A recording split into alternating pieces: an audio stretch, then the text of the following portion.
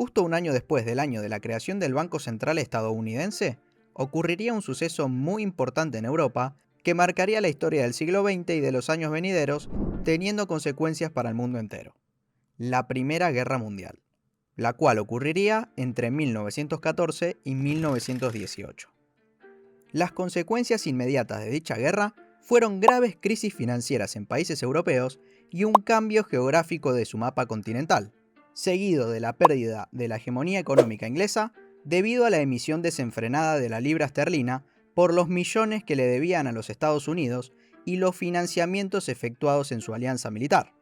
Por este motivo, la libra esterlina terminaría de perder su hegemonía, como lo mencionamos anteriormente, y le allanaría el camino al dólar estadounidense, cuyo país emisor ya venía asentándose como una potencia.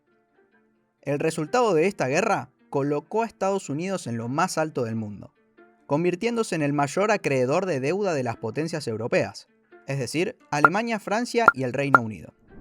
En consecuencia, se impusieron una serie de condiciones por los denominados aliados, los cuales eran Francia, Reino Unido, Rusia y Estados Unidos, entre otros, siendo este último el más poderoso de todos, en donde se dispuso que Alemania y los países cómplices a ella se hicieran responsables por los daños causados y realizaran concesiones territoriales a los vencedores, así como su desarme militar y una compensación monetaria que consistió en una suma grandísima e impagable de dinero a las naciones vencedoras. Para que se den una idea, Alemania terminó de pagar estas deudas en octubre del 2010 bajo el mandato de Angela Merkel. Ahora que hicimos una breve descripción de los hechos, adivinen qué persona influenció de manera significativa las condiciones impuestas.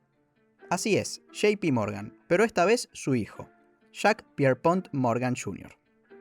Él mismo fue encargado de estas negociaciones, ocupando el cargo de presidente y director de la Comisión Financiera Extranjera desde 1919. Este hombre se mostró en desacuerdo en las negociaciones junto con los demás directivos representantes de los países vencedores, es decir, que no solo Estados Unidos no estaba de acuerdo, sino que tampoco lo estaba ni el Reino Unido, ni Francia, ni ninguno de los otros.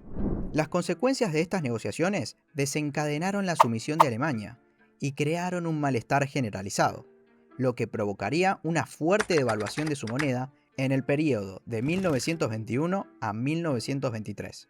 La moneda de este país, que tenía un precio de referencia de 60 marcos por dólar estadounidense, llegó al millón de marcos por dólar estadounidense, es decir, una devaluación de 1.666.666%.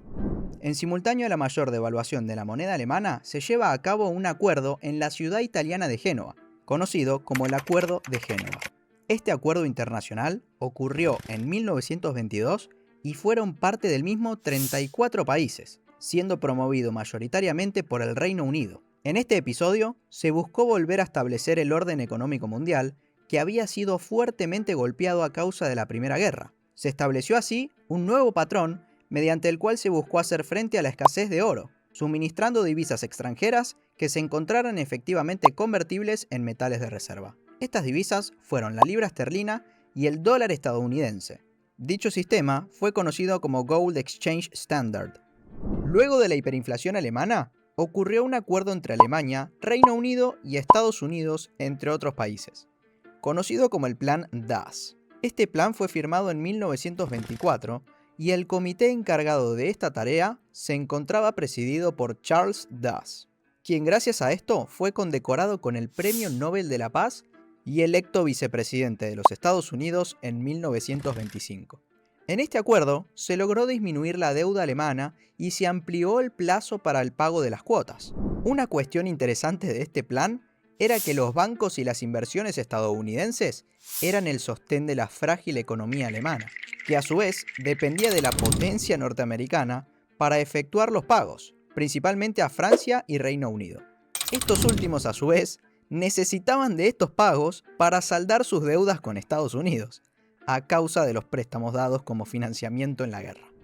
Luego de unos años, en 1929, ocurrió el famoso crack de la bolsa de Nueva York, conocida también como la primera burbuja bursátil. Vamos a repasar el concepto de burbuja. Se entiende como burbuja a una subida irracional en el precio de uno o varios activos debido a la especulación desmedida sobre el mismo. Esto sucede hasta que esta burbuja acaba estallando, o como se dice en inglés, crack, debido al inicio de la venta masiva del activo cuando hay pocos compradores dispuestos a adquirirlo. Esto provoca una caída repentina y brusca de los precios, llevándolos a valores muy bajos y dejando tras de sí un montón de deudas y pérdidas patrimoniales.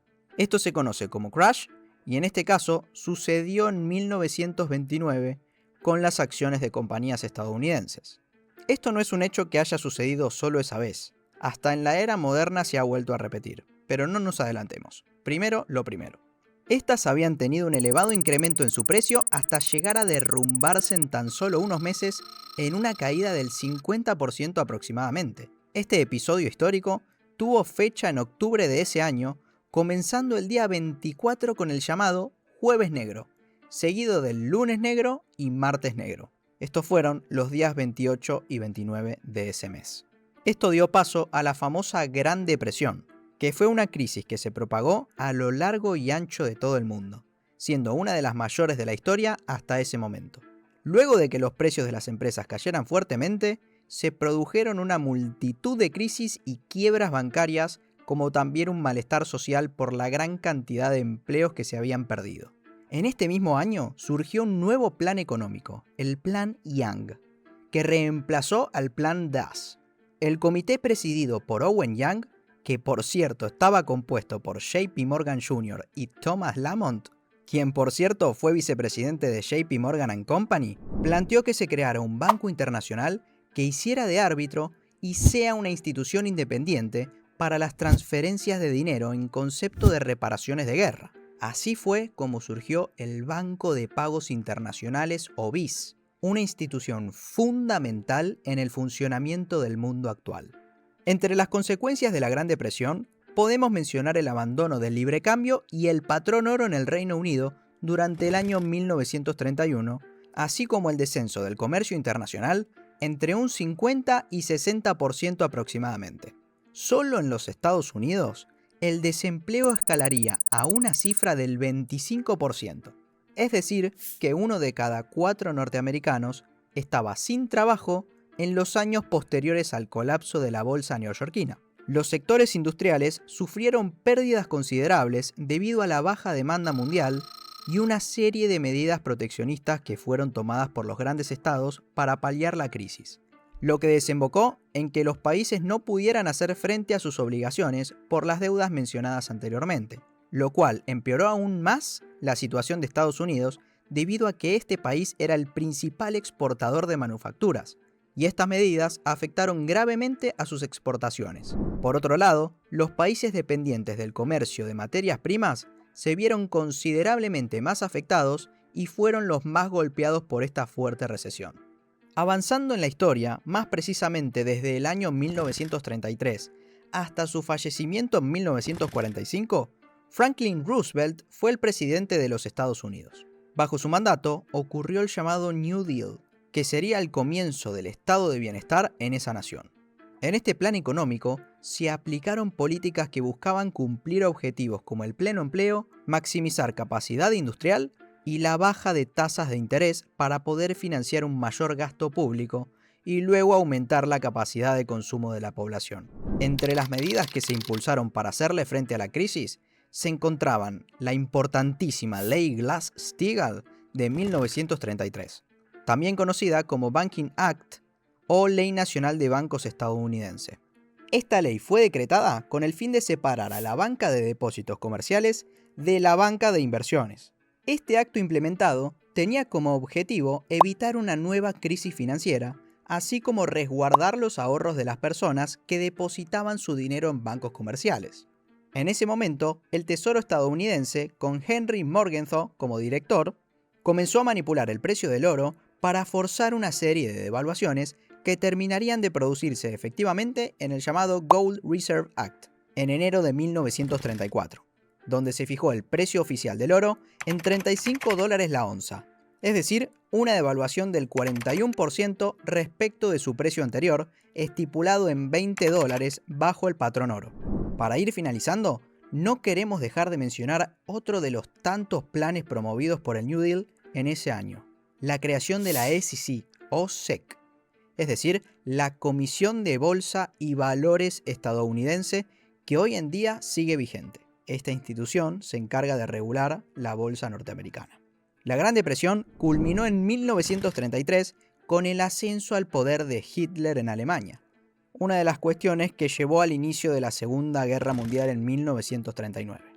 Estados Unidos aprovecharía nuevamente la guerra para fortalecer su economía mediante su participación en el conflicto, al convertirse nuevamente en el proveedor del financiamiento económico y militar necesario para las naciones aliadas de este país.